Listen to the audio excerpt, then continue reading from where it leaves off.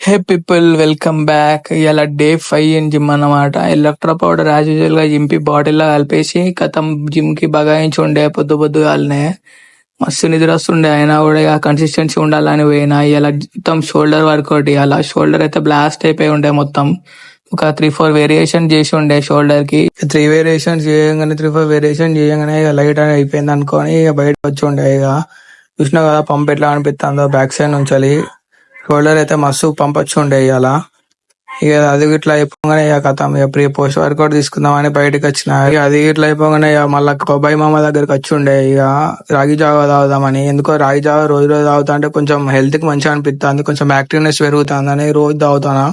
ఇక ఆటోలో కూర్చుని అది కూడా ఇట్లా ఫినిష్ చేసి ఉండే. ఇక ఇవాళ నుంచి కార్డియో చేద్దామని ఫిక్స్ అయి ఉండే. అందుకే ఇక గ్రౌండ్ పోదామని ఫిక్స్ అయ్యి ఇక జిమ్ అయిపోగానే కార్డియో చేద్దామని గ్రౌండ్ పోయి ఉండే. గ్రౌండ్ లో కొంచెం జాగింగ్ లెక్క వాకింగ్ లెక్క ఒక 5-6 రౌండ్స్ కొట్టినా. ఇక